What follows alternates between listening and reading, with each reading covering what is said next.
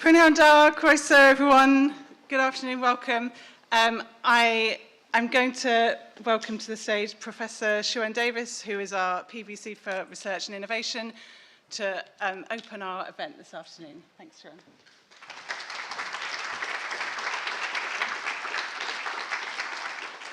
Prynhawn da I chi gyd a chroeso I rownd derfynol y thesis tair munud. Good afternoon to you all and welcome to this year's 3-minute thesis final.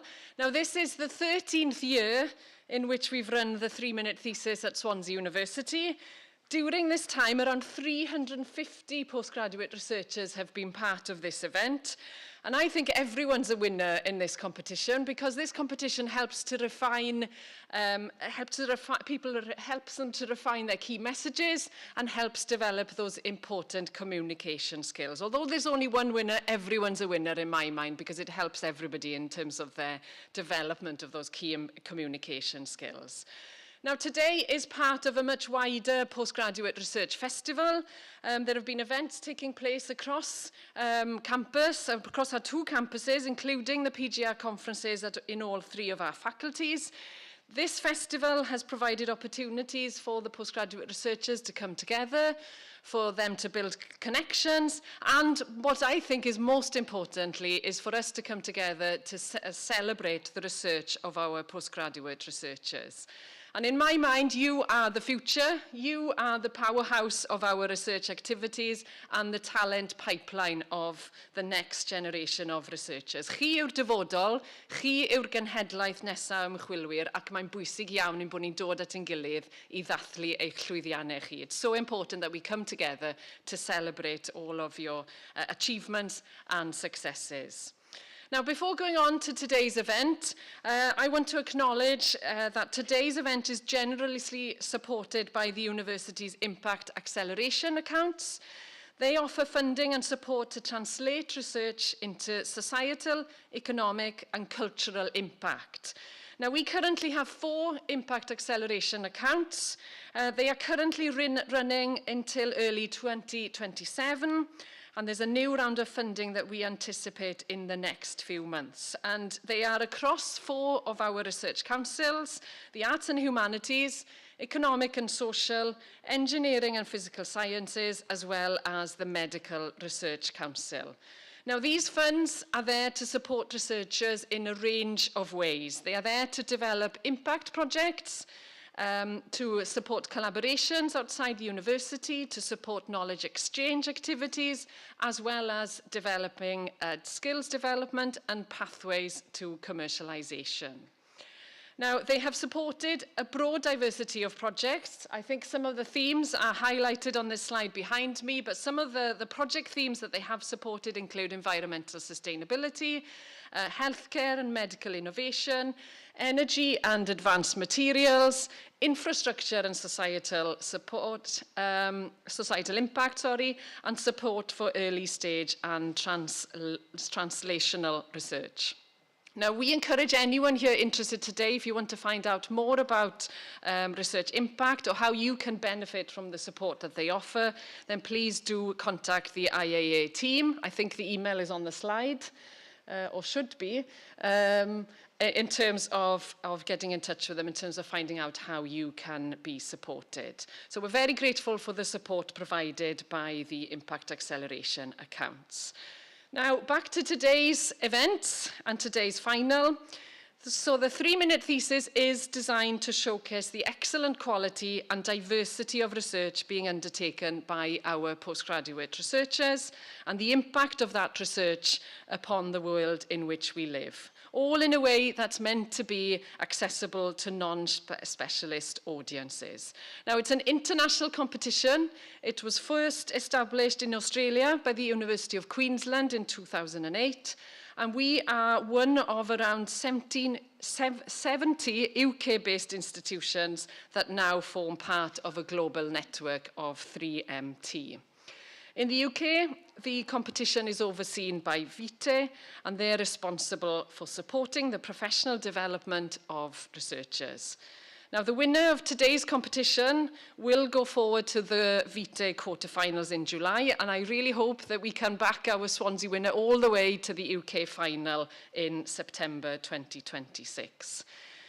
So, of course, in every competition we need judges, and this year's judges are made up of a panel that includes, I'm going to ask you all to give us a wave. So it includes Rhian Morris, the head of PGR Service. They're all sitting in the centre here. Professor Maurizio Piai, the DPVC for postgraduate research. Professor Wolf Detmer, and Dr. Gideon Calder, and then lastly, Professor Tom Wilkinson. So thank you very much for your time and your efforts today. So before I hand over to the compere for this event, all I have left to do is to wish everyone well. Pob lwc I chi gyd, good luck. I hope you enjoy the experience, but just remember, everyone's a winner today in terms of those skills that you are developing. So the compere for the event will be Dr. Teresa Phipps, who is our Postgraduate Research Development Manager. And it's my pleasure to hand over to Teresa. Pob lwc I chi gyd, diolch yn fawr.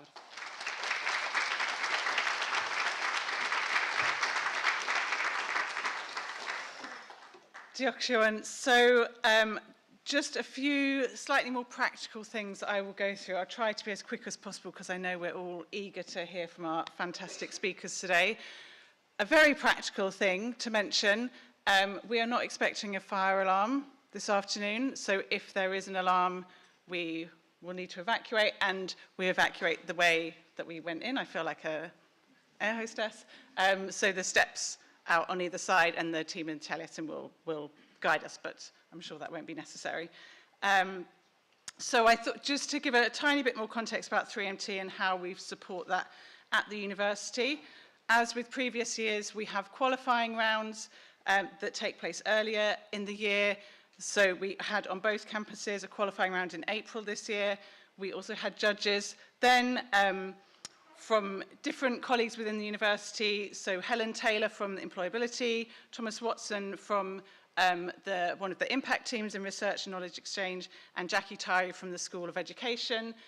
So thank you to those judges as well for giving your time and your support to the 3-minute thesis competition. And as a result of that, we have 14 students in our final. If you've got one of the little flyers, their names and their departments are on there, so you can follow along. We know this can be quite a daunting process to go through, both kind of standing on this stage and also the challenge of compressing such a big research project into 3 minutes. So we like to give lots of support and training for 3-minute thesis, right from the start of the competition, one-to-one support, feedback, practice for the finalists. This year, as well as last year, we were really pleased, thanks to the IAA support, to work with a public speaking coach called Charlotte Lewis, who has worked with our students to think about how to communicate their messages with impact and confidence, and particularly standing on a stage like this. And as Siwan said, I really hope the skills that have been developed will be useful kind of across your PGR studies and beyond, so whether that's conferences, vivas, talking to funders, government, industrial partners, even, you know, when your family say, oh, so what is your PhD or degree about? And you kind of think, oh, how do I try to explain this? 3MT is part of our wider program of researcher development, which I think I've got a slide about. So yeah, it's just one of the things that we do. We have workshops, events, and resources that are all designed to support postgraduate researchers, aligned to the Vitae Researcher Development Framework, which is a kind of international framework for researcher development. So through this, we hope that we can support both the kind of development of some of these core research skills that contribute to high quality research, but also broader personal professional skills that will help our PGRs to succeed in, you know, both now in their research degree and beyond. There is more information about all of our research development on the web page's QR code. There's also a QR code on your flyer. And if there's any PGRs who are here thinking, oh, maybe I should give 3MT a try next year, please do. We will send you emails. We'll have information about it on our website. And yeah, I hope it's a really valuable and supportive thing to get involved with. So for today, as the name suggests, each participant has 3 minutes to communicate their research, and they have 1 slide to support those messages. They are not allowed to use animations on the slide or any props, so it is just them, their voice, and the slide. You will see a timer appear at the bottom of the screen. That time will start ticking down when they start speaking, so you don't need to run up on the stage. You know, you've got a second to figure out where you are and then start speaking. We will hear from each student in turn in fairly quick succession, and then we'll have a short break to allow the judges to do the difficult task of deliberating and deciding who's the winner. But Shu and I absolutely agree. I hope you will all agree as well that everyone, just by taking part, is a winner. And I think, yeah, it's a brave thing to do, to come and stand up here and share your messages with everyone. So in advance, well done and thank you. The judges will be scoring in 2 categories, which come from the kind of international 3MT competition. So the first of these is comprehension and content, which is basically what our students are saying about their research. And the second is engagement and communication, which is more about how they communicate their message to you as the audience. They're scored out of 15 for each of those categories, so a total of 30. There's a practice beeper going off somewhere. So yeah, I think that's about everything I wanted to say. I'll introduce each of our students in turn. We've got all of our faculties represented, lots of different stages of research. Some are in their first year, some are more towards the end. Please give them lots of support for, choosing to come and do this. No one's made them come along today, would you believe? It's not easy, and they've volunteered to do this. And personally, this is one of my favorite parts of my job, getting to work with all of these students, find out about these fascinating subjects that they are working on. So I hope you will enjoy that too. One final thing today, we do have our third presentation is a research project looking at suicide. So if anyone thinks they might not want to hear about that, please feel free to step out. So that's the third presentation, which is Zoe. But without further ado, please welcome to the stage Lauren Henderson, who is going first for us, which I'm very grateful for. So Lauren is doing a PhD in the Department of Education and Childhood Studies in the Faculty of Humanities and Social Sciences. So Lauren, over to you.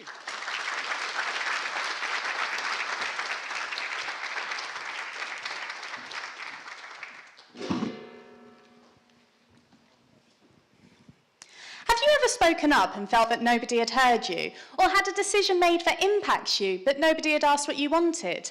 That feeling of being overlooked is frustrating at any age. So imagine being in that position nearly every day with almost all the decisions being made for you. The United Nations states that every child has a right to express their views and have these views taken seriously in decisions that affect them. This participation right applies from birth.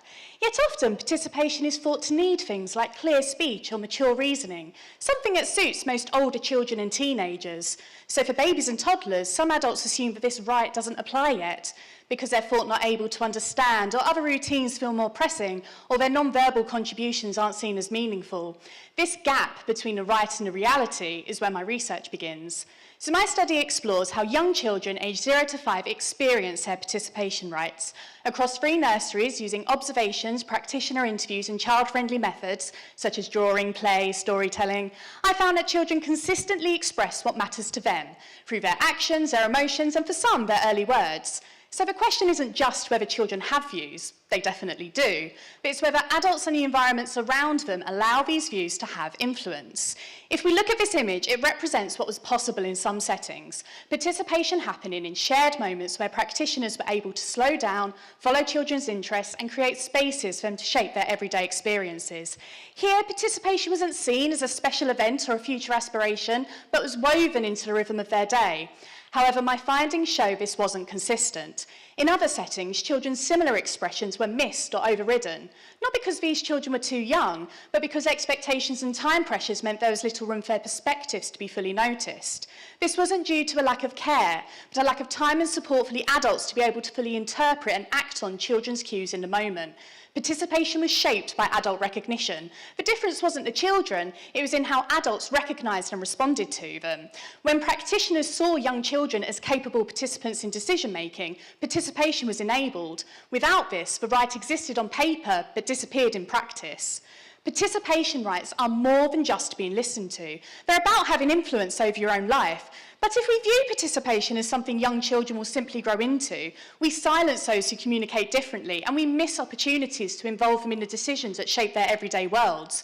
Moving forward, we need to support practitioners in recognising children's different ways of communicating and to value all children's contributions to decisions. If we can embed this across the sector, we can move participation rights from principle into practice. And if we get this right, we don't just fulfil a rights obligation, but we shape settings where children feel respected, understood, and empowered from the very start of their lives.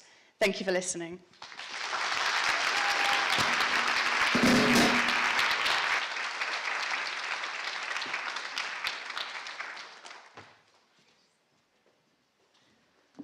Thank you very much, Lauren. Perfect timing as well to get us started. I'm trying to take this bit slow to let the judges scribble down their notes. So we are moving from education to engineering and material science now. So next up we have Beth Miles, who is doing an NGD in material science and loves 3MT so much that she's come back for another go. I think second time taking part. So I think that's a good endorsement of the 3-minute thesis competition. So Beth, over to you. Thank you.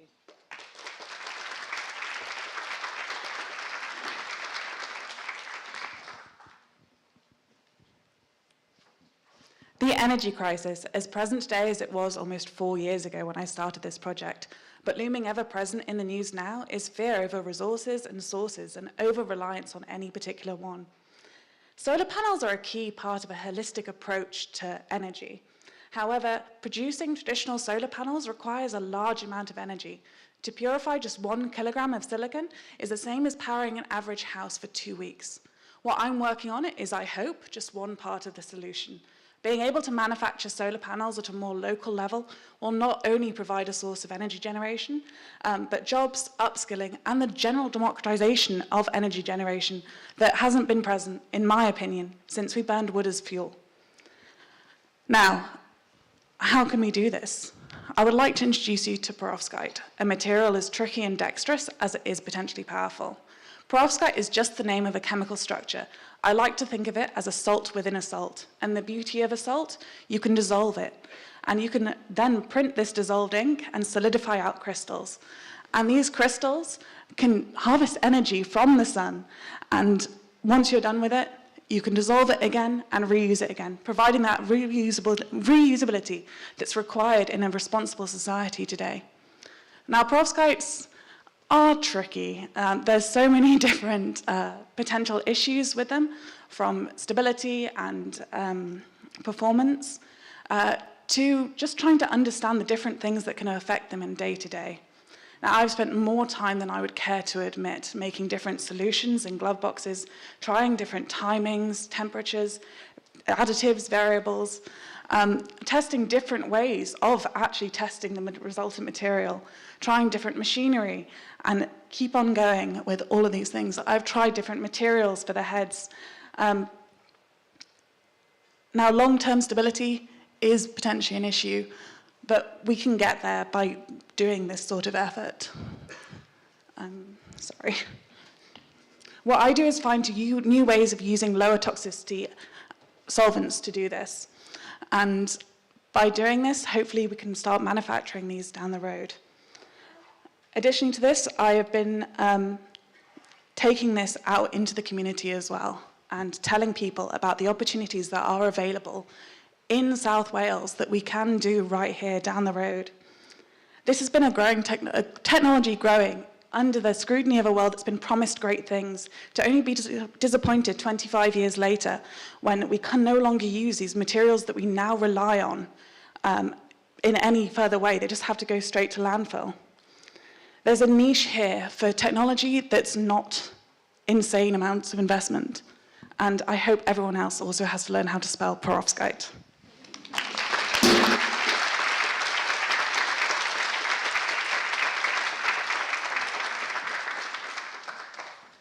Thank you so much, Beth. It's thanks to all these quite kind of random 3MT topics that I now know, like little niches of things about perovskite and solar panels that I didn't know a few years ago, and then you hear things in the news, and I'm like, oh, I know about that because of somebody's 3MT, so thank you. Right, next up, we are moving over to Medicine, Health and Life Sciences, to Zoe Barron, who is in the first year of her PhD. And yeah, so this is the talk where Zoe is going to discuss suicide. So if anybody doesn't want to listen to that, feel free to step out and come back in a few minutes. Thank you very much, Zoe.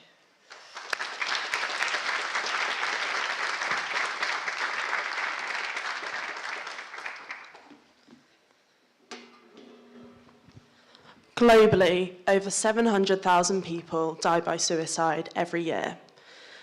That's about 2,000 possibly preventable deaths per day. The number who attempt suicide or have suicidal thoughts is significantly higher. These aren't just numbers, they're people. Suicide rates are highest in men, young people, and those with mental health conditions. But one thing is still missing in our research. We're not seeing suicide risk as early as we need to. When someone dies by suicide, a coroner's inquest has to be completed. This involves collecting evidence, and it leads to a conclusion whether it is more likely than not that the individual intended to take their life. It's only after this process the death can be officially registered. Now, this process takes time, from 6 months, but often even longer in more complex cases. Recent reports have said that of all suicide data reported annually, less than half actually comes from that year. Now, this is the data that we often use in research. So this does raise the question of how useful is this really going to be in allowing us to monitor trends in real time. My research uses real-time suspected suicide surveillance data. This doesn't wait for official registrations, and so it avoids this time lag. Real-time suspected suicide surveillance data comes from police reports following their attendance to scenes of suspected suicide. This means not only is it timelier than the data that we currently have, but it also offers a depth of information otherwise unavailable, such as by telling us those that have been in contact with police, with mental health services, victims and perpetrators of crime, all information which is really important to know in suicide research. For my PhD, I am linking real-time suspected suicide surveillance data with extensive health and administrative data for the Welsh population. This will provide us with a longitudinal story into the history, situation, and personal circumstances of those dying by suicide, so that we can pick out common risk factors and patterns in the death, so that those who may be at risk based on the patterns we're observing can be supported earlier. Suicide is a global health issue, and to prevent suicide, we need to be monitoring those who may be at risk. This research will allow us to identify those earlier so that we can act sooner and potentially prevent a proportion of the 4 lives lost every 3 minutes. Thank you.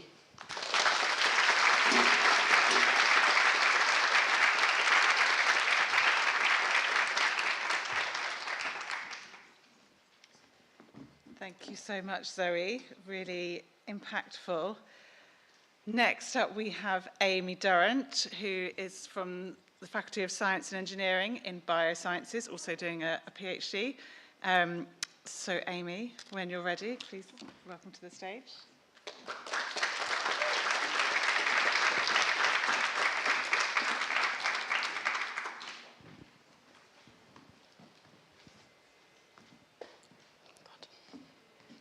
When we think about tackling climate change, we often think of cutting-edge technology. But what if I was to tell you that one of our most powerful natural solutions is a salty, muddy field with cows in it? Here twice a day, the sea quietly disappears, revealing a landscape that most people would walk straight past. This is a salt marsh.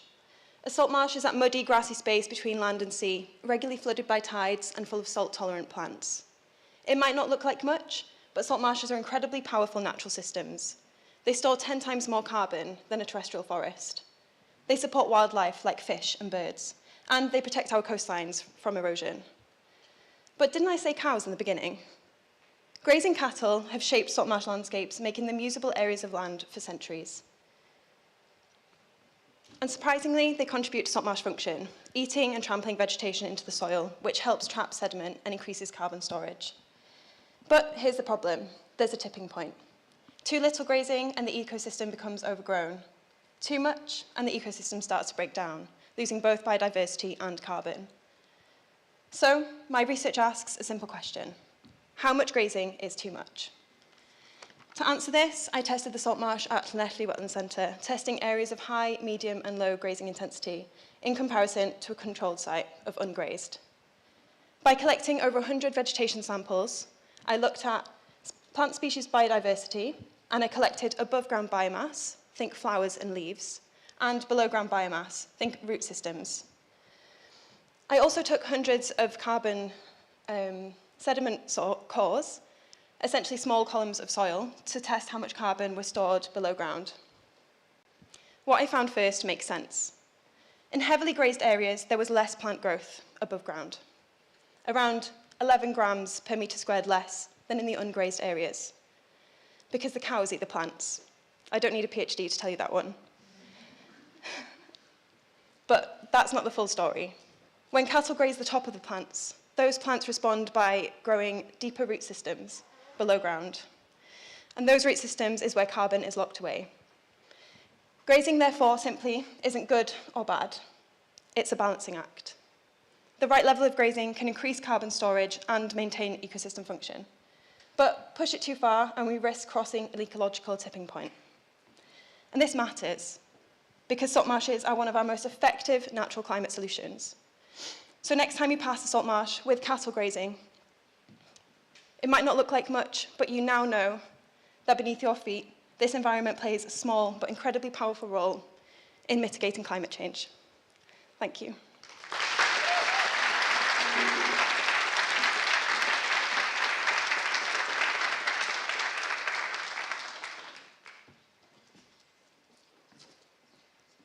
Thank you very much, Amy.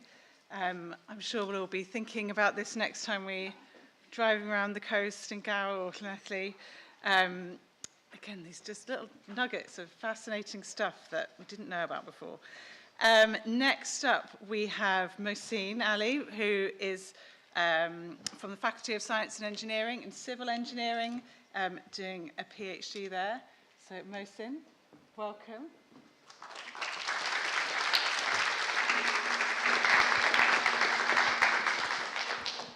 I am the second most used material on earth after water.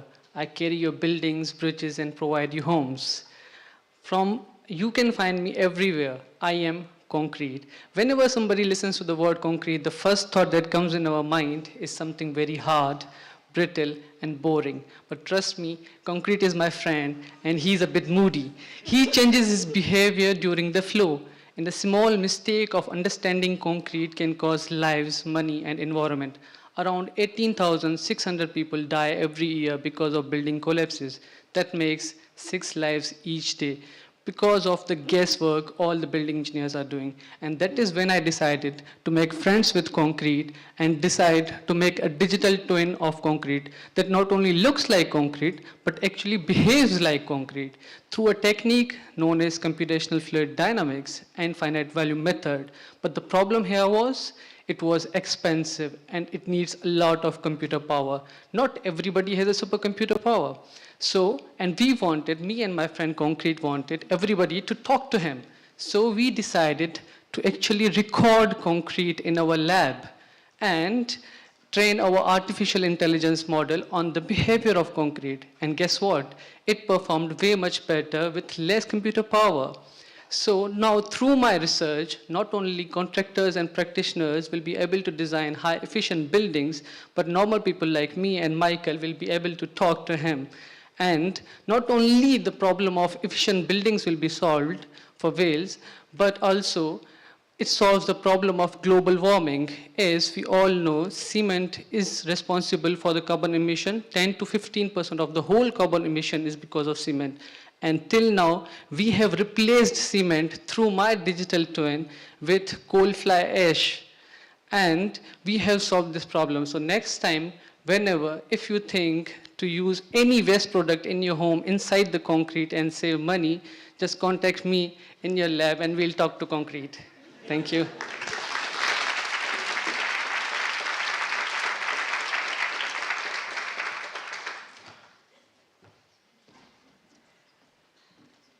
Thank you so much, Mohsin. We'll all be kind of walking around town talking to concrete buildings now.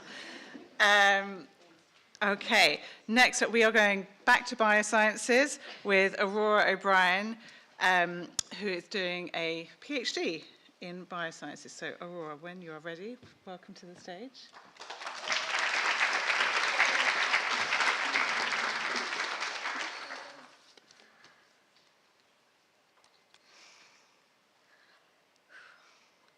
We are currently living through Earth's sixth mass extinction.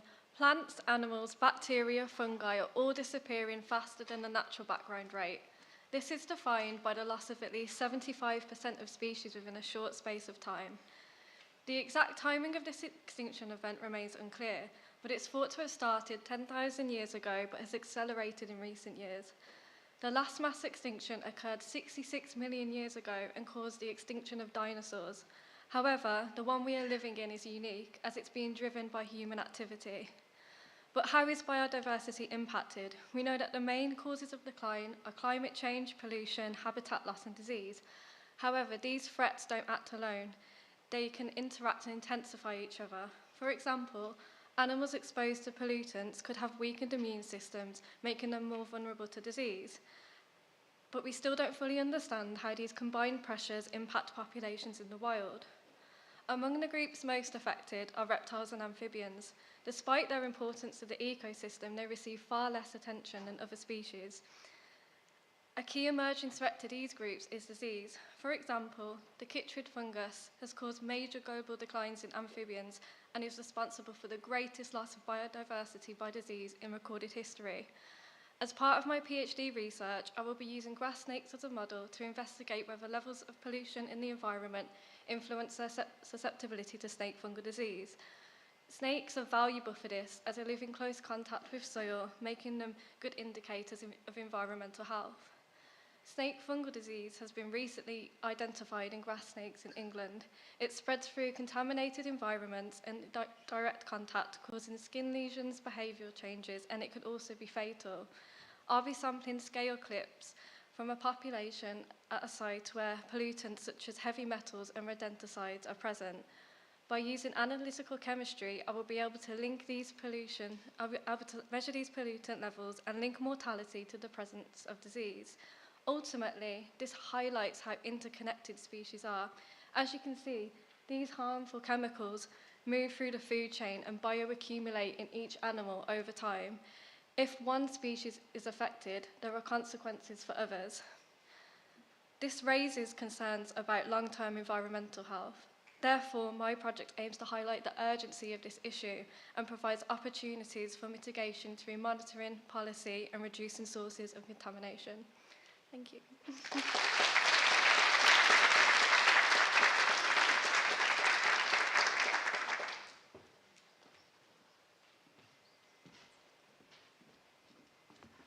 Thank you, Aurora. We are, as ever, whizzing through these presentations.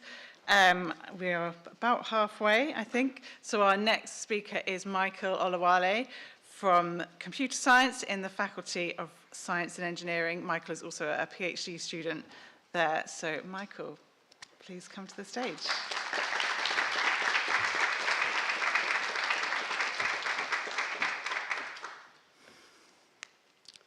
Imagine this. You are traveling at 200 miles per hour on a train.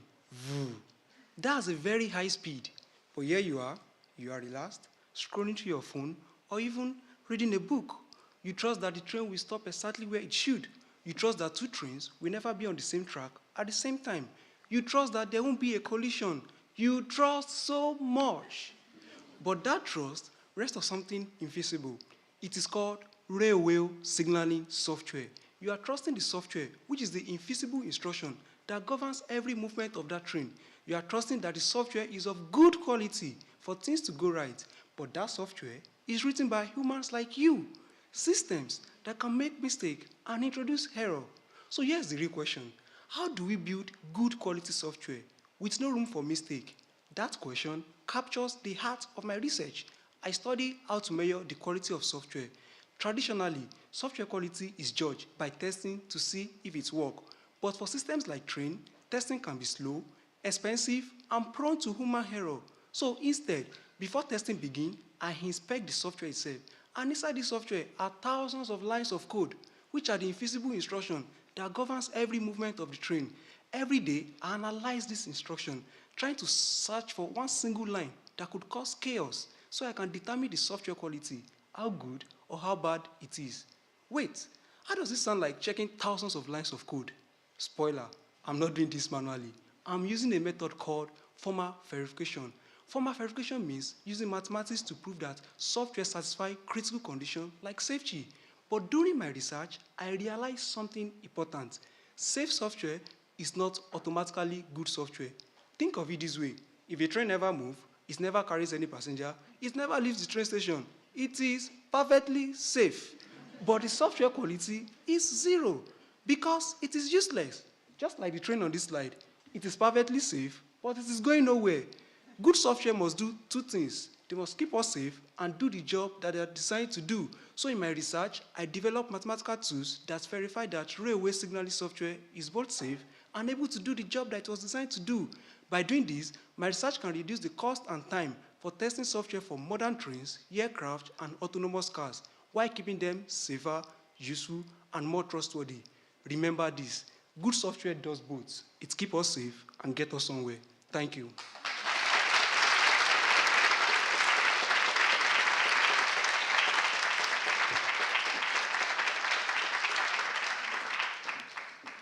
Thank you, Michael. So next time we're on the train, we're not going to be scrolling on our phones. We're going to be thinking about software and Michael's research and these complex maths that he's doing. Thank you very much. Next up is Jennifer Williams. So Jennifer is in the faculty, I'm getting too excited, the Faculty of Humanities and Social Sciences in law, where she is doing a PhD. So Jennifer, over to you.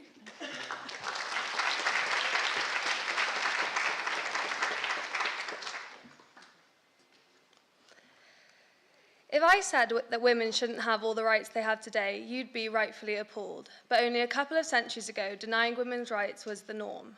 Giving rights to nature might sound radical, but so once did giving rights to women. Rights of nature is a legal framework that gives natural entities like rivers and forests legal rights, meaning they can be defended legally for their own sake, as opposed to the current system where they're effectively treated as property and only get defended for the sake of humans. Basically, if a human isn't impacted, it won't get through court. Now, I know that women are human and nature is not, but neither are corporations or ships, and yet the law recognises them as legal persons, proving that the concept is not unheard of. I argue that rights of nature could help to address the environmental crisis more effectively than traditional environmental law approaches, which are often reactive and regulatory, like emission targets and pollution controls, rather than addressing the underlying cause. Rights of nature has the potential to shape public perception of the environment by sending a powerful message about its value, while still providing the legal tools to prevent harm in the short term. We've seen this before. Laws around smoking didn't just restrict behaviour, they shaped social attitudes about how and where it was acceptable to smoke. But there's an issue to this. Globally, rights of nature are often anchored in Indigenous worldviews. So, can it work in non-Indigenous settings? Wales has one of the most progressive environmental law frameworks in the world, most notably through the Wellbeing of Future Generations Act, which suggests it may be open to bold and transformative ideas. People involved in the creation of the Act commented on the ability of smaller nations to act as testbeds for legal innovations. So, can Wales's progressive environmental ethos substitute for the Indigenous motivations present in global rights of nature adoptions? My research asks, firstly, can rights of nature influence public perception and combat the environmental crisis? And 2, can Wales bring rights of nature into Western contexts effectively? To answer this, I look at the impact of rights of nature in other contexts to understand their effectiveness and whether public sentiment has evolved. I scrutinise the Welsh law most likely to interact with the rights of nature framework to assess their compatibility. And I interview policymakers and professionals about the practical challenges and opportunities from those within the field. I then use these insights to develop practical recommendations for the implementation of rights of nature in Wales. Ultimately, this isn't just about legal reform. It's about recalibrating the human-nature relationship and understanding whether law can help us not just protect the environment, but value it differently. Thank you.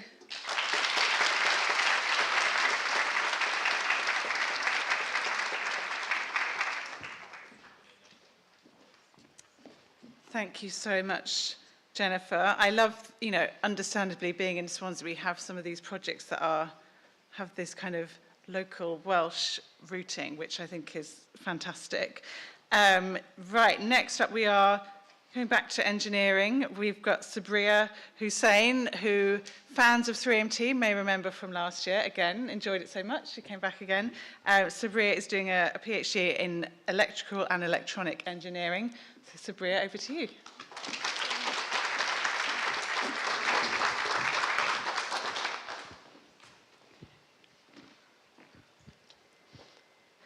Imagine your life relied on a pacemaker.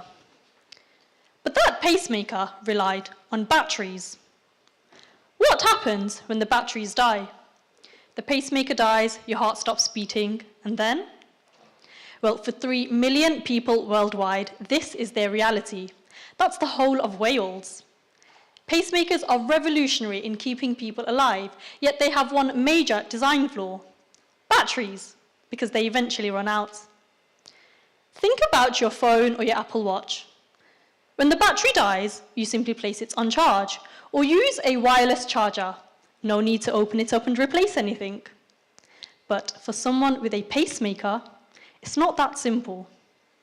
When their battery dies, they require surgery to replace it, a surgery that comes with risks to the patient and is timely and costly for the NHS. Imagine a future where pacemakers could be recharged wirelessly, just like your phone. Well, that's exactly what my PhD is working towards. I'm developing a wireless recharger that allows pacemakers to be recharged safely through the skin. The technology works by transmitting power from an external coil to an implanted receiving coil using electromagnetic fields, as shown in the top right image. Using a software called ANSYS Maxwell, I have simulated many coil designs, as coils directly influence the system performance. Sounds simple, right? But it's not. This is where it gets complex. Our bodies aren't just an empty space. We are made up of bones, skin, muscles, tissues, organs, all of which can absorb and interfere with the energy transfer. If too much energy is lost or absorbed, it could cause burns and tissue damage. So, the next steps for me is to confirm the findings from my computer simulations by testing the system in tissues. The impact of my research? Millions of surgeries replaced by this wireless recharger, a true paradigm shift in medical healthcare. That's time and costs saved for the NHS, and it doesn't just stop at pacemakers. It could be used to recharge any implanted medical device, such as cochlear implants and spinal stimulators.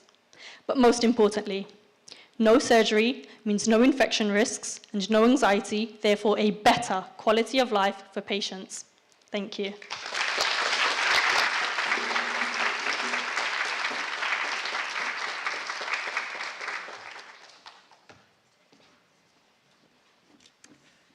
Thank you so much, Sabria. Next, we are jumping faculties again. It's always like we purposely mixed up the subjects, isn't it? We have Fatima Shabnam, who is doing a Master's by Research in Psychology in the Faculty of Medicine, Health and Life Sciences. Fatima, welcome.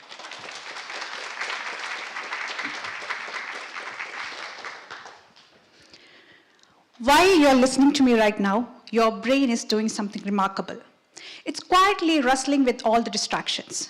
The colorful slide behind me, the person shifting in their seat, or even the intrusive thought of, why did she wear that outfit today?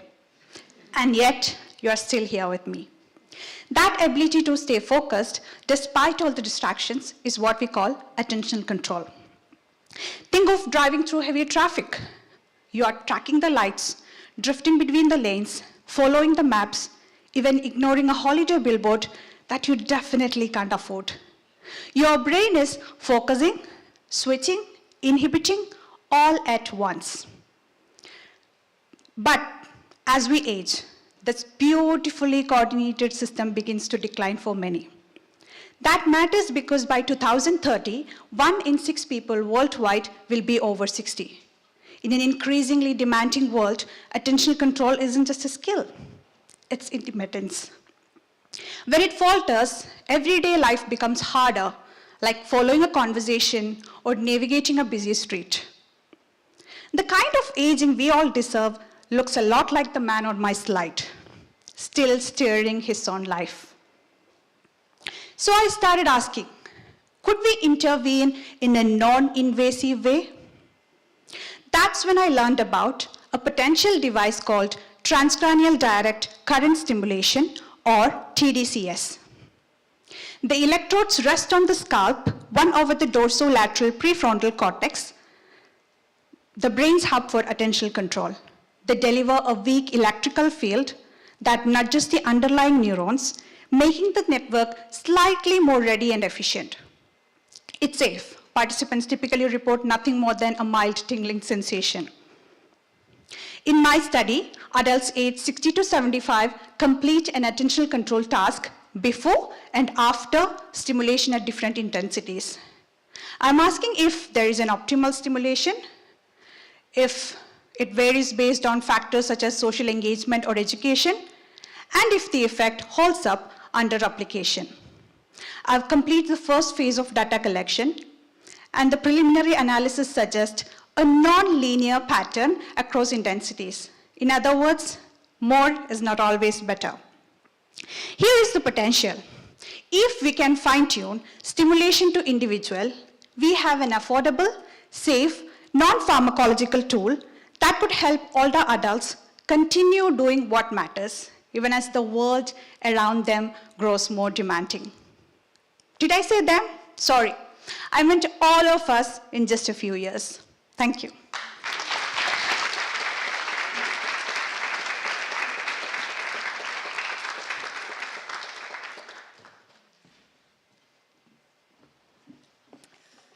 Thank you so much, Fatima.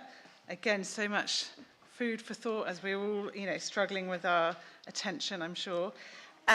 Next up today, we have Seher Sattar, who is doing a PhD in mechanical engineering in the Faculty of Science and Engineering. So Seher, up you come.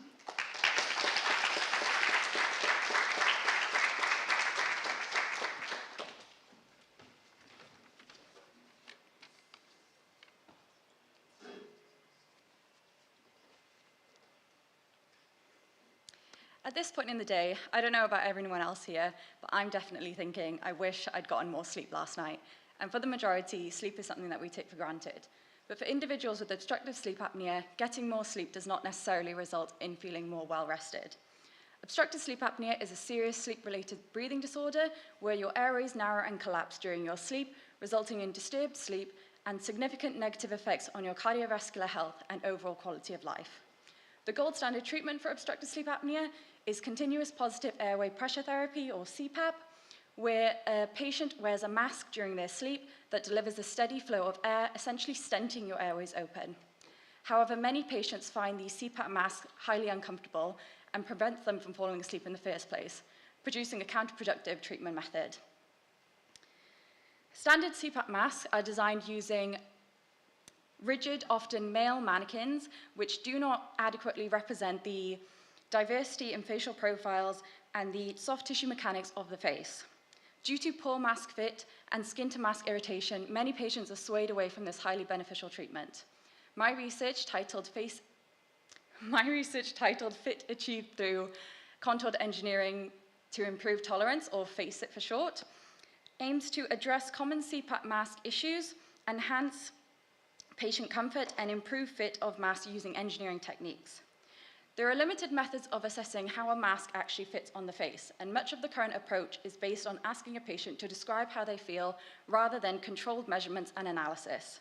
To overcome this, I've designed a novel experimental setup to quantify mask pressures to better understand patient discomfort. On my right, you can see my experimental rig that uses a two-part head model with a front face piece that is created out of soft silicone rubber with embedded pressure sensors and a separate back piece. A standard CPAP mask is applied to this head model, which is mounted onto a tensile testing machine in a downward-facing position.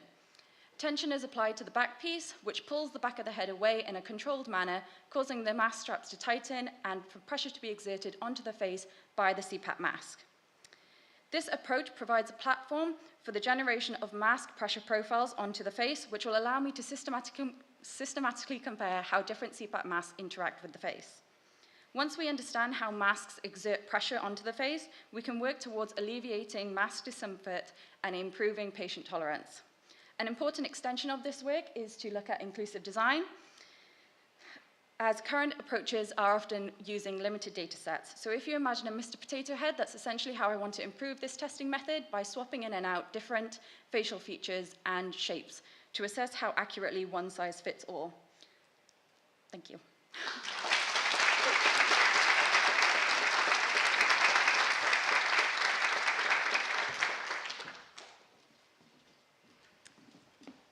Thank you so much, Sahar. Fascinating research, and even bringing in Mr. Potato Head there to some very technical material. Fantastic. Okay, next up we have Maisie Edwards from the Faculty of Medicine, Health and Life Sciences, who's doing a PhD in the medical school over there. So, Maisie, over to you. Yeah.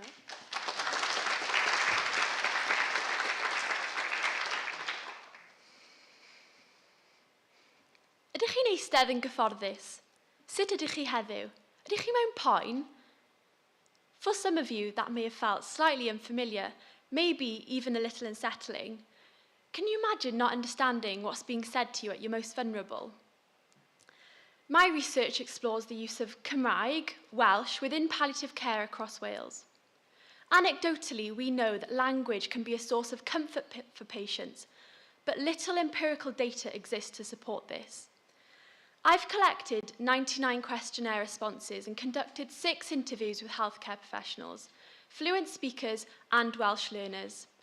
And across the data, one idea reoccurs.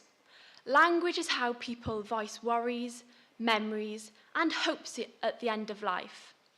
And as one participant said, you only die once, so we have to do what we can to make sure it's right. Another nurse, another participant, shared an anecdote about a man in his 80s with cancer and dementia.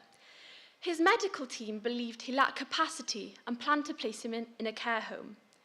When he was then referred to palliative care, this nurse noticed he was from a Welsh-speaking area, and so naturally greeted him with, "Shwmai," and he responded immediately.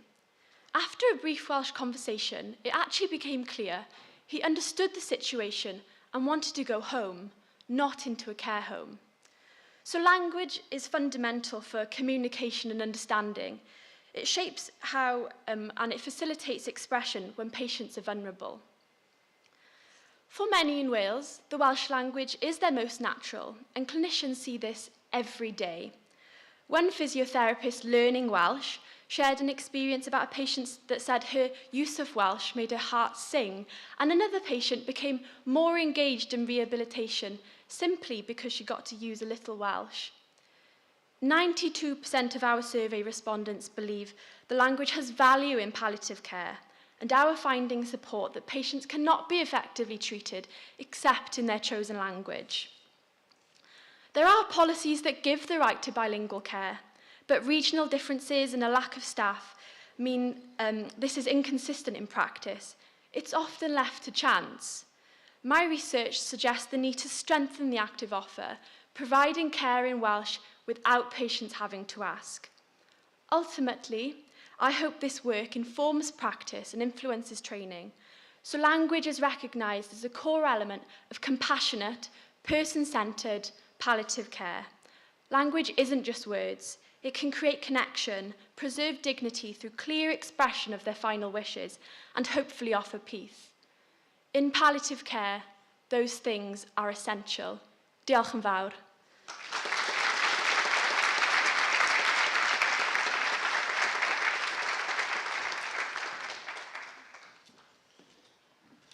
Diolch yn fawr, Maisie. We have 2 speakers left.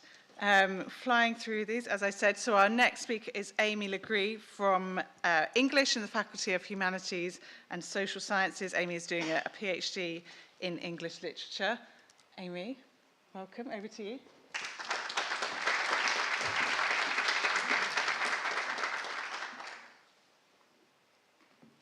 Britain is an island dominated by the mountainscape. The topography of Wales, England, and Scotland, represented by the colour red in this photograph and map, shapes the languages, culture, history, and economics of this isle. Today, mountain tourism is a dominant industry, with over 18 million people a year venturing to the Lake District in the north of England, and over 500,000 people a year summit at Wyddfa, formerly Mount Snowdon, in North Wales. However, despite our indelible connection to mountains, we often think of them as out there, a retreat from urban ills, a nature cure. How many of us have climbed Pen y Fan for a weekend out in nature, but then forgotten about it the rest of the year? I set you the task next time you climb Pen y Fan, or any mountain, to count how many pieces of litter do you spot. Is the footpath a bit wider than you expect in other places because of footpath erosion? Further, how many mountain rescue call-outs are there? There were 2 on the same morning the last time I hiked Pen y Fan. Even the national parks themselves are contributing to this idea of otherness. The Scottish Cairngorms were rebranded this past winter as a Scotland's all-year mountain resort, a retreat, neglecting the locals and wildlife in favour for ski centre profits. So what if we thought of ourselves, therefore, not as separate from mountains, but as constantly connected to them? This could be a way to help shift thinking to combat the climate crisis that is facing these mountain environments, over-tourism and damage to the natural environment, let alone the locals are being priced out and heritage is being lost and forgotten. Well, a group of writers, some pictured here, between 1930 and 1955, sought to shift thinking by bringing mountains to the foreground of ecological thinking. Jessica Lofthouse is our central figure here, and she claims you can't live on scenery, critiquing those who treat the mountain as a mere scenic backdrop. Today, she'd be horrified about the Instagram posts with walks in nature. Welsh poet R.S. Thomas, up here, laments the lost and dwindling heritage of the Welsh mountains. And bottom we have our Scottish writer, Nan Shepherd, who doesn't treat the mountain as a static object, but instead presents it as a living ecological system. My research explores how these texts represent the mountain as not just a static object, but as an evolving web. It gives agency to the mountain and also represents marginalized communities who live there. My thesis explores how the texts interweave all the culture, community, industry, and topography of the mountain into an evolving web so that we don't think of mountains as merely a resort or a retreat, but as part of the fabric of our nationhood and identity. Thank you.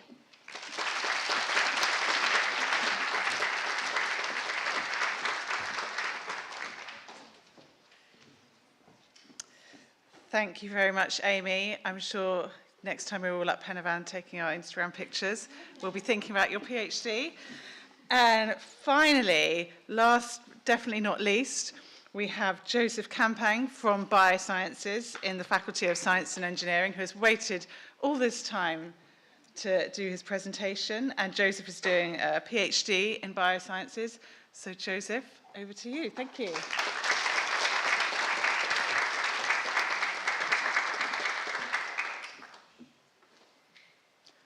This is a picture of a fish, Nile tilapia. a native fish from tropical and subtropical Africa, but is now almost everywhere around the world, with over 140 countries farming it, including China, Egypt, Brazil, Mexico, and the Philippines, with production reaching over 6 million tons annually.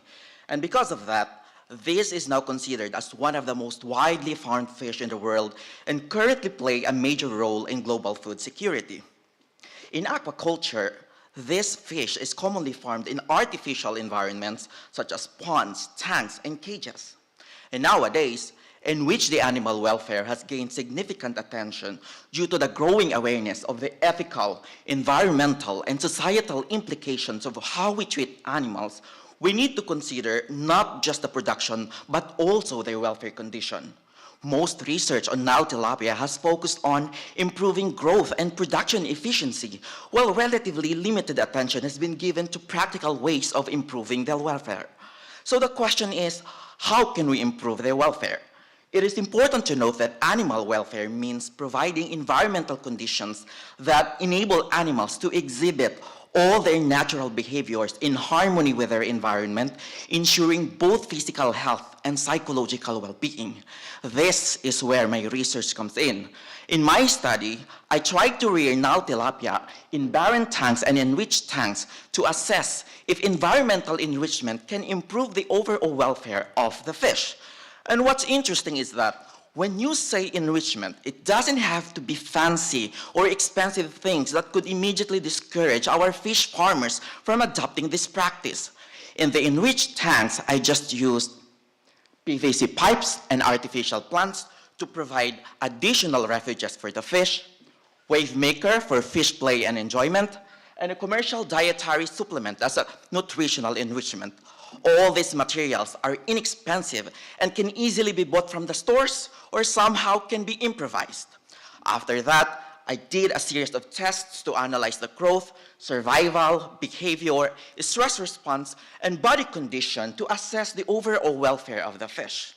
Now, the study is still ongoing, but my preliminary findings show that fish reared under enriched conditions recover more rapidly from handling stress than those reared under barren conditions, suggesting environmental enrichment has a great potential in improving the welfare of Nile tilapia.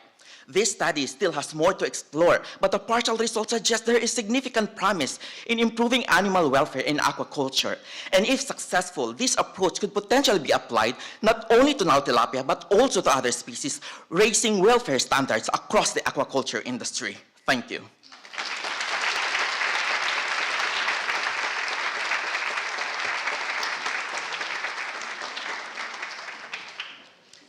Thank you very much, Joseph. Perfect timing to finish us off. So now we've heard from all of our fantastic participants, and we're all, super knowledgeable in all these diverse different subjects. So if anyone's going to a pub quiz soon, fingers crossed there's a round on solar panels and Nile tilapia. We are now going to have a break to allow our judges to do their judging and deliberation. So you are very welcome to stay in here or go back downstairs where there will be some refreshments. We will reconvene at 3 o'clock. So judges, that gives you 21 minutes, where we'll come back together, find out the results of 3-minute thesis and also the poster competition that was held earlier and our other PGR awards that took place a little bit earlier in the year. So just before we all disappear, please join me in thanking our fantastic presenters again.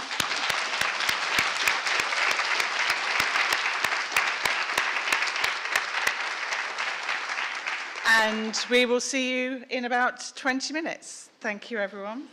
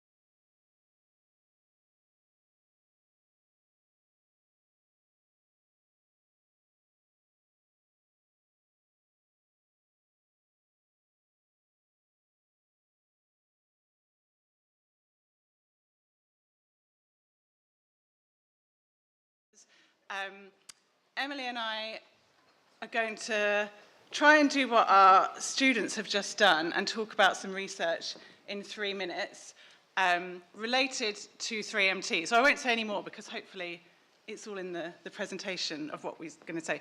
We're not going to have a timer because we haven't practiced as hard as everyone in the front row, but we should be just about there.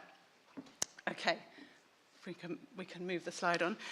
So this afternoon, we've watched our researchers step onto this stage, perhaps a little nervous, and then in just 3 minutes, deliver clear, confident, and compelling explanations of what are very complex research projects. And I hope you will agree that these presentations have been impressive, but it's also a real challenge. So of course it feels daunting. But here at Swansea, we keep hearing the same kind of things from students who have taken part in 3MT. Things like, I feel so much more confident. And this made us wonder, is this just a nice feeling, or is something genuinely changing as a result of 3MT? Doctoral researchers are consistently pushed to do good communication, but often we think about things as journal articles or books or monographs, but research communication is much more than that. What about stakeholders, the public, people involved in research, people with lived experience? And on the flip side, as research developers, we often think about how important research communication is, but we don't often think about how we're going to evaluate that. We don't often think about it in terms of research.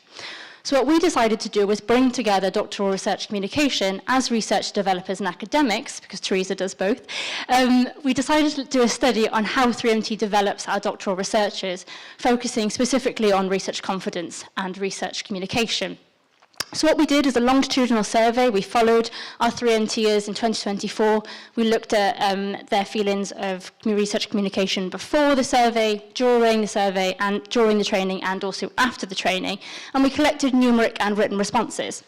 And the research findings were really revealing. We saw an increase in confidence in being able to communicate research findings. We saw an ability to adapt their research findings to different audiences.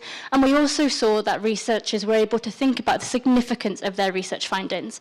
But what was most interesting is that these influences of confidence in terms of 3MT went beyond just 3MT, but more so into self-efficacy. We saw for those who got to the final, we saw a statistically significant increase, so an important increase in their self-efficacy. So as well as this quantitative data, we collected some qualitative data through open-ended questions, which added a nice nuance to the stats that Emily's talked about. It particularly highlighted how confidence and nerves are not necessarily a binary opposite, so you can feel both at the same time. Some people talked about their confidence increasing, but others told us things like, it was scary, but I still really enjoyed it in the end. And for those who did find it scary, 3MT was a chance to step out of their comfort zone, and they enjoyed the challenge, even if it never really felt easy. They also reflected on how 3MT helped them better understand the impact of their work and connect with different audiences in a new way. So what we think this shows is that 3MT isn't just a competition that we've seen here today, but when it's embedded as part of a program of training and support, it actually produces measurable, meaningful change in how doctoral researchers communicate and how they feel about themselves as researchers. That's our 3MT. Thank you.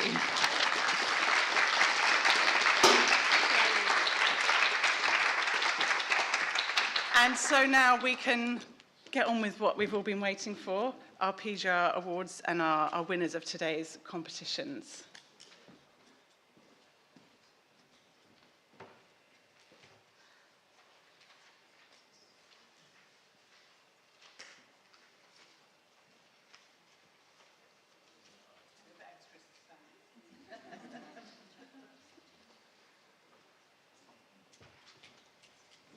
That's information literally hot off the press. Prynhawnda Croeso pawb, good afternoon and welcome. I'm Jo Wolno and I work in the PGR service as Centre Manager for the Doctoral Focal Award at Clares, and I'll be your host for today's PGR Awards. I'd first like to welcome to the stage Professor Maurizio Pi, DPVC for Postgraduate Research and Professor of Physics to open the PGR Awards. Thank you, Maurizio. Thank you, Jo.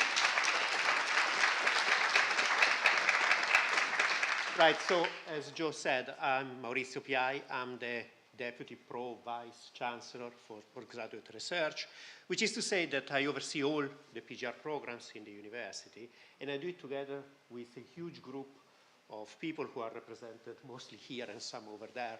I would like to take this opportunity also to thank them before we proceed with the award.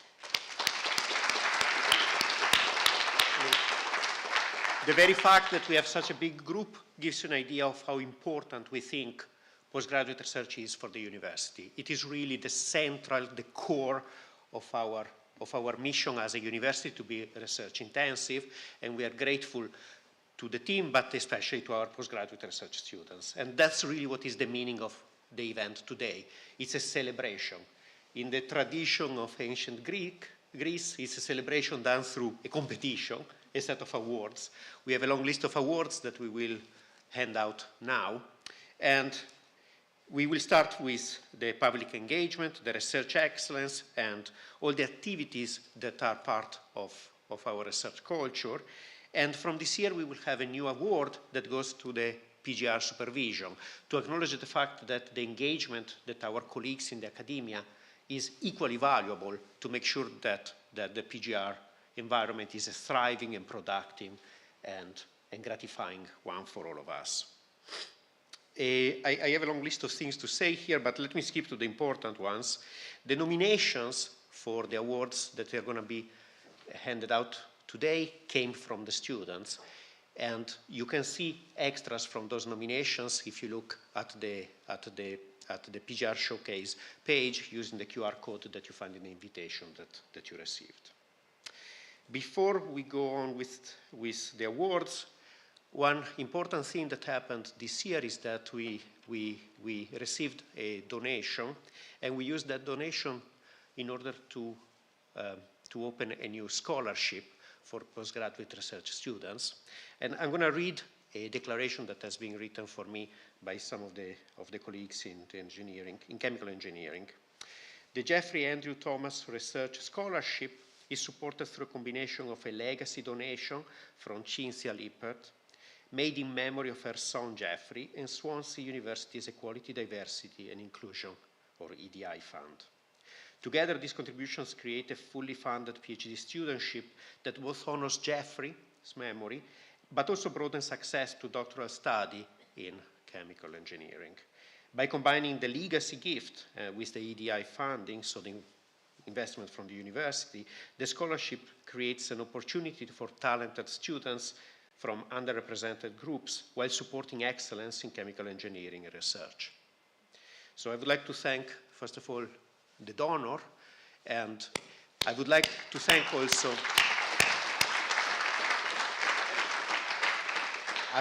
to thank the university and the senior management of the university for making available the match funding for this opportunity. I think the combination of the two ideas, the donation and the reinvestment into the community, into our diversity policy, is something that is really important, is really core to how we believe our university should behave, how we believe we should run our core business.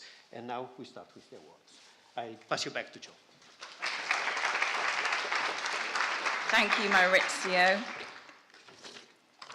Okay, so kicking things off with perhaps our most anticipated award.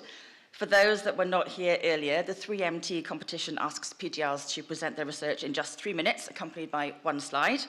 Today, we have again been treated to a host of excellent presentations, offering a really fascinating insight into the research being undertaken by our PGRs here at Swansea across such a wide range of subject areas.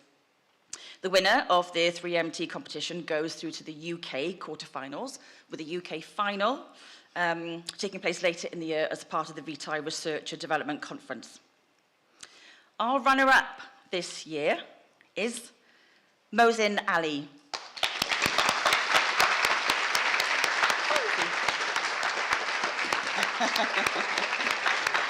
Welcome, Mohsin. Well done. Congratulations.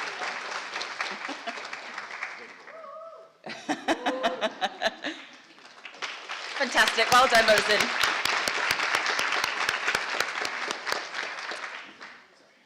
And the winner of 3MT 2026 is Sabria Hussain. Well done. Come on up.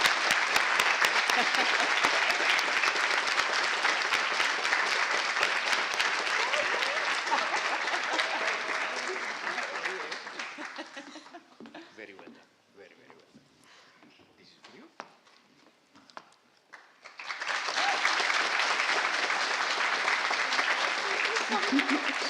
Well done, Sabria. And now we have the poster competition. So this year, the best posters from each of the faculty PGR conferences were brought together in our university-wide event that took place this morning.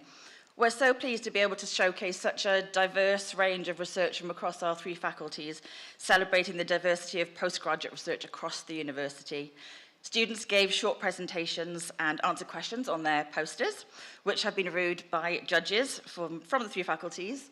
The judges scored the posters based on their appearance, content, and the presenter's engagement through the presentation and Q&A. And our runner-up this year is Caitlin Maggs.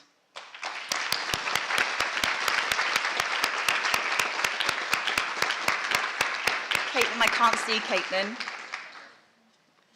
Well, we'll make sure we get that award to her. Okay, and then so the winner of the poster competition 2026 is Catherine Knight. Well done, Catherine.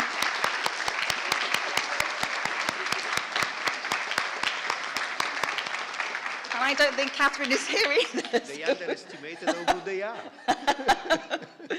We will get in touch with We'll make sure we get them to them. Yeah. Okay, and I would now like to welcome to the stage Dr. Gideon Calder, PGR lead for Faculty of Humanities and Social Sciences, CROSO. Thank you, Gideon. Thank you, Joe. So I'm here to talk about the James Callaghan Awards. This is a particularly enriching experience to kind of contemplate, because basically we get a real window onto the really rich range of research which goes across our PGR community at any one time.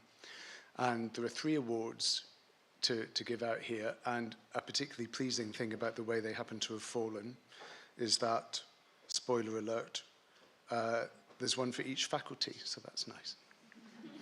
So these awards are made annually to recognise research excellence among our postgraduate research students. There are 2 categories of prize. The research prize recognises ongoing research of our current PGRs, while the doctoral thesis prizes recognise excellence in recently completed thesis. And we're going to take these in reverse order. So for the James Callaghan Doctoral Thesis Prize for 2026, our runner-up is Lowry Wilkie from Psychology, and her thesis title is Wellbeing and Societal Transformation, a Mixed Method Study of Wellbeing-Focused Interventions Spanning the Individual, Community and Healthcare.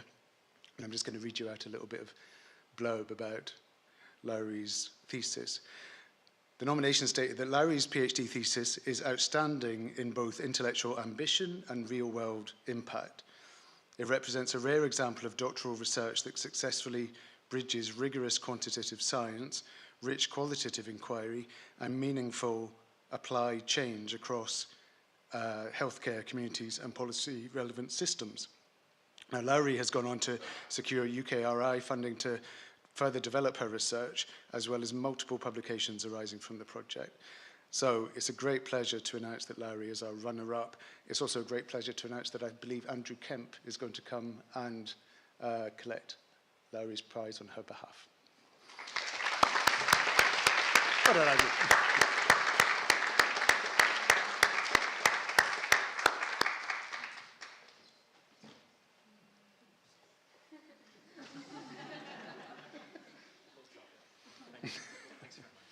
Well done.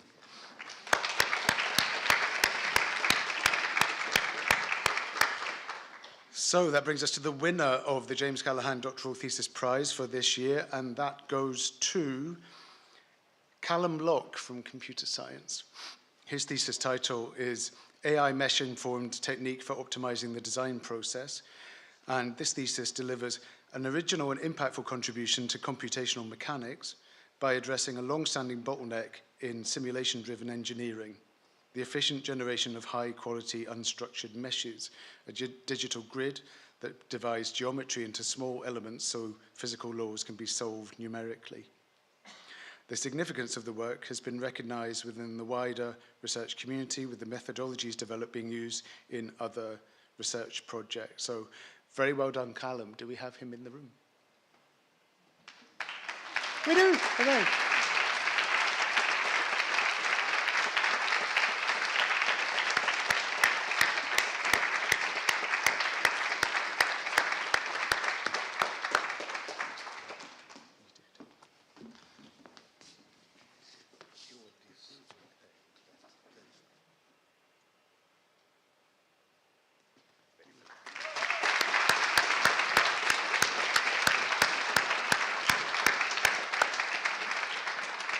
So the third James Callaghan Award is the Research Award. So this is the one which is given for ongoing research. The person hasn't completed their thesis yet. I know that, alas, we're giving this one in absentia as well.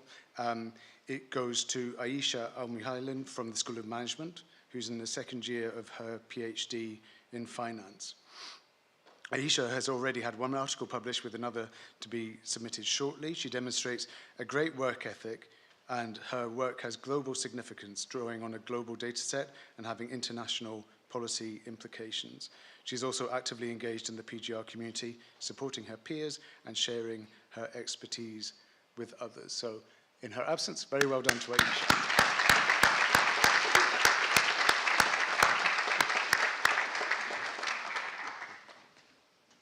Thank you, Gideon. Richard, please stay there. Yes, yes.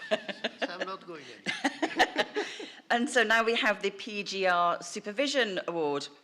So this award recognises best practice in PGR supervision, celebrating supervisors who demonstrate really exceptional commitment to supporting researcher development, fostering an inclusive and collaborative environment, and promoting academic excellence and well-being. Nominations came in from PGRs across the university, with some supervisors receiving multiple nominations. The nominations were scored by the faculty PGR lead and DPVC of PGR, with one overall winner selected, plus 3 faculty winners.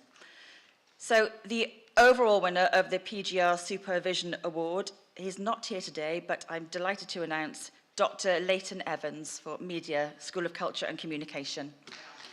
Oh, you're here! We were told you weren't coming.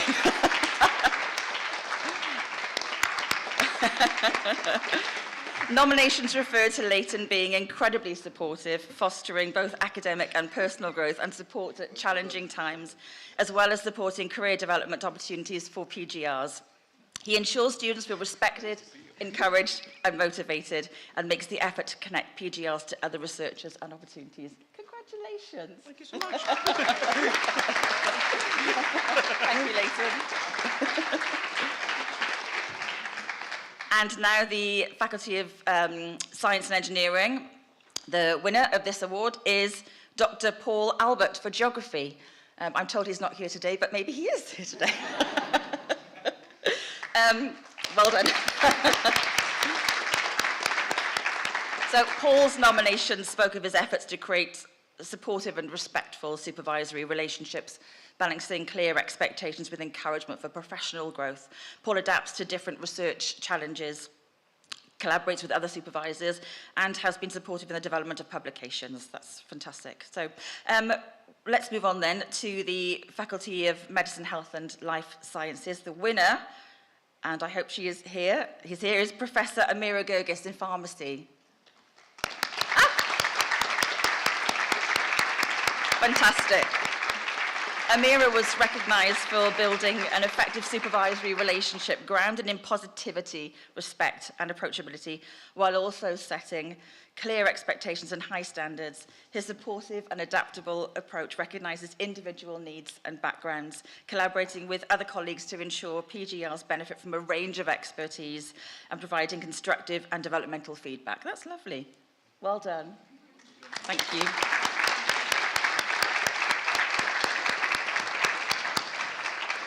And last but not least, the Faculty of Humanities and Social Sciences, the winner is Dr. Gwenan Hyam, Cymraeg, School of Culture and Communication. Llongyfarchiadau.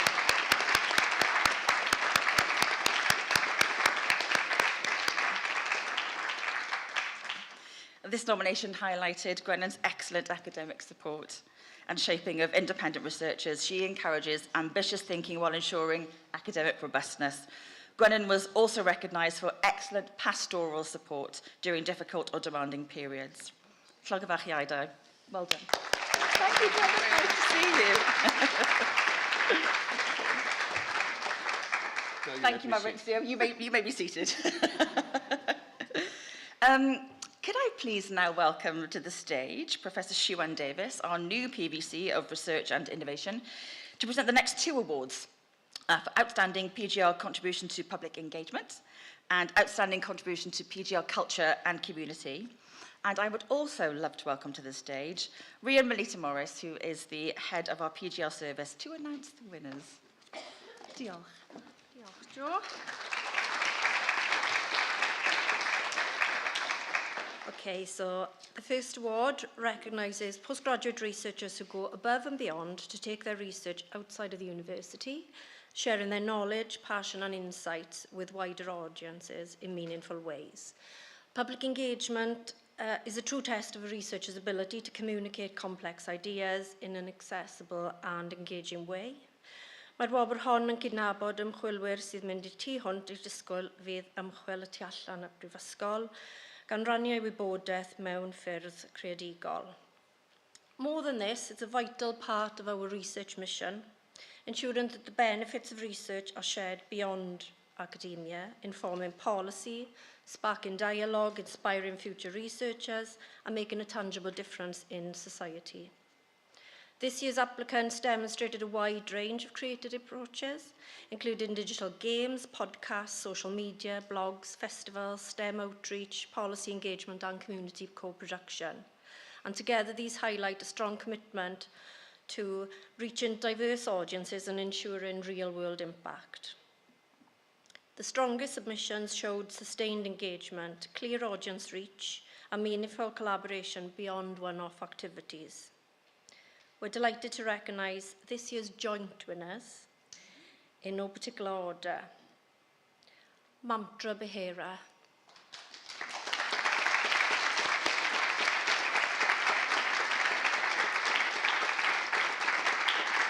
Mantra is in psychology in the Faculty of Medicine, Health and Life Sciences, and her award is for sustained digital engagement of stealthing and consent, including LinkedIn, TikTok blogs, and working with the student community.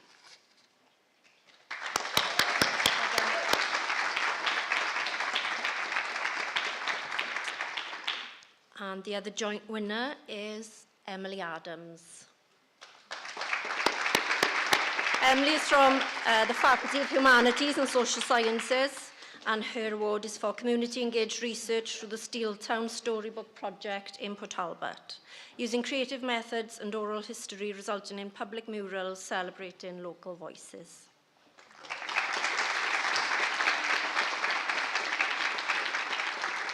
So congratulations to both winners and sincere thanks to all of the nominees. I'd now like to introduce Professor Ian Marbert, DPVC for Research and Culture, to introduce the next awards. Diolch.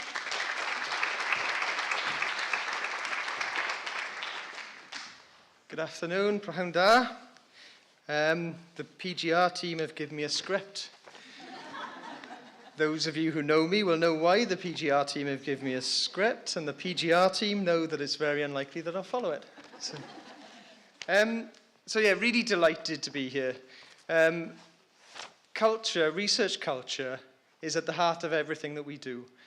It sets the values, the expectations, the norms of our research communities, and it shapes who's doing research, what research they're doing, and who benefits from it. Siwan opened today talking in particular to the 3MT people who did an outstanding job, by the way. Few tears around the room, has to be said, and said that you're all winners. And I absolutely agree. I've been inspired today. There's been hope everywhere. including the posters downstairs. So thank you. But also, when we talk about who the winners are, actually I look up and I look around, because the winners are the communities that this research serves, and the winners of this university who can be proud of what you go on to do, because you're all superstars. So thank you all very much for that.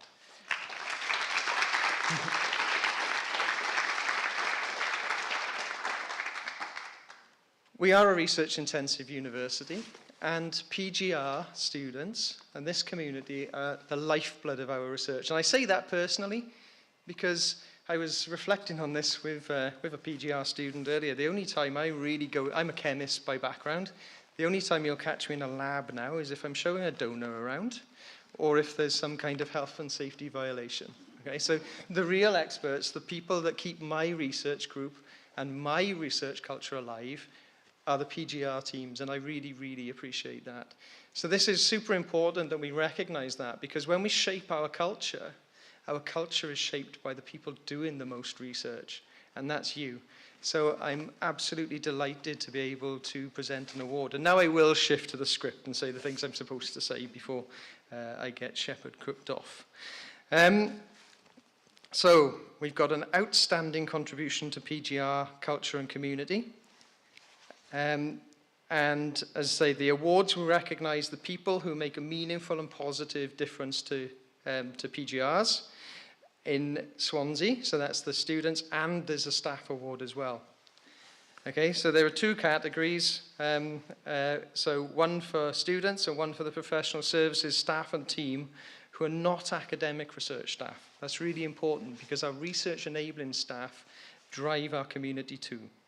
So, without further ado, in our student category, our winner is Joseph Uda. Do we have Joseph in the room? Yep, I can see some movement.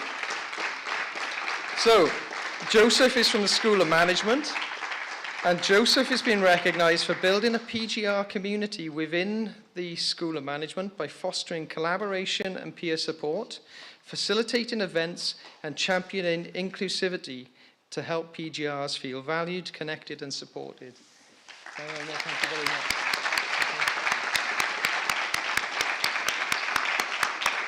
Thank you, Joseph. Okay, in the staff category, I'm waiting for the surprise now because I'm not expecting them to be here, but I just want to mention them anyway. So this is a Faculty of Humanities and Social Sciences facilities team. So that's Eleanor Parker, Caroline Summers, and Jimmy Ward.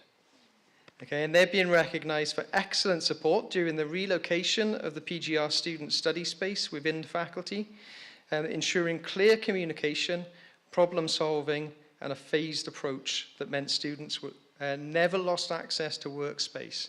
So thank you to those colleagues, and they will get their award.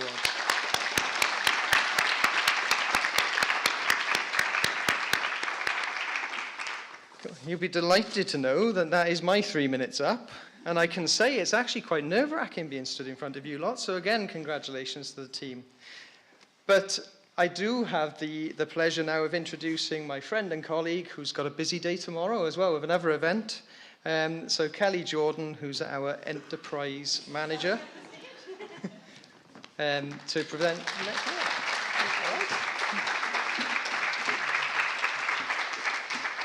Hello all, it gives me great pleasure to today launch the first ever PGR Enterprise Award. Enterprise is woven into everything we do here at Swansea University, from our teaching and learning to our research, our civic mission, and as part of what we do in the Enterprise team. Some of you may engage with the Student Enterprise team at your time here at Swansea University. If not, I hope you will now. What we do is we help students across the university to gain their entrepreneurial mindset, but also to start their own businesses. Last year alone, the Enterprise team supported 101 students and recent graduates to start their own businesses. We do this through many different interventions that we have with students. So we have a business advisor, entrepreneurs in residence. We have big pitch competitions where students pitch for 3 minutes to get some funding to help their businesses start. We also run business boot camps, how-to workshops that teach you how to market and set up businesses. But one I specifically want to mention today is one we got called We Innovate.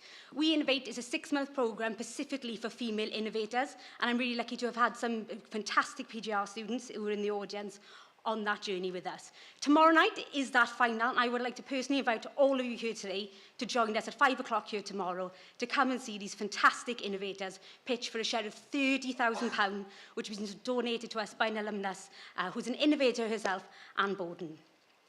But just to go on, I just want to mention some of the things we've done with the PGR community.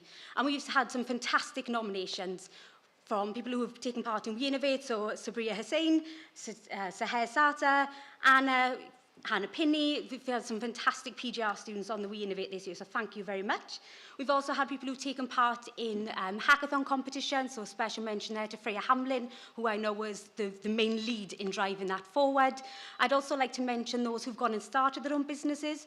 I can't see a few of them here today, but we've had people like Dr. Larry Wilkie, who I know was mentioned, who started her own wellbeing business, Dr. Chloe Tulip, who has a sleep school, and also Dr. Laura Rockgleiser, who has Lucid Dreamer, which is absolutely fantastic. However, there's one student who I'm proud to say today is going to be having the PGR award. This student hasn't only started up their own business called the PhD Lounge, but they've also gone on to create this platform for other researchers to communicate their research with others, and also is influencing societal change.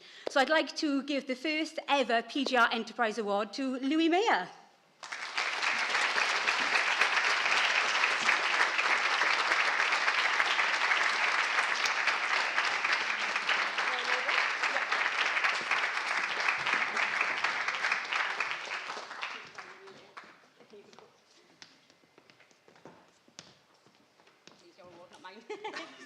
Okay.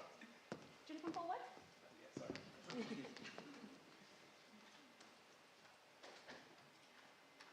Thank you very much.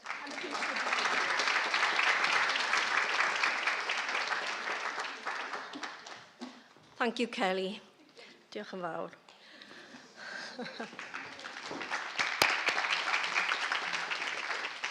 So this event not only brings today's showcase to a close, but also marks the culmination of our month-long PGR Festival.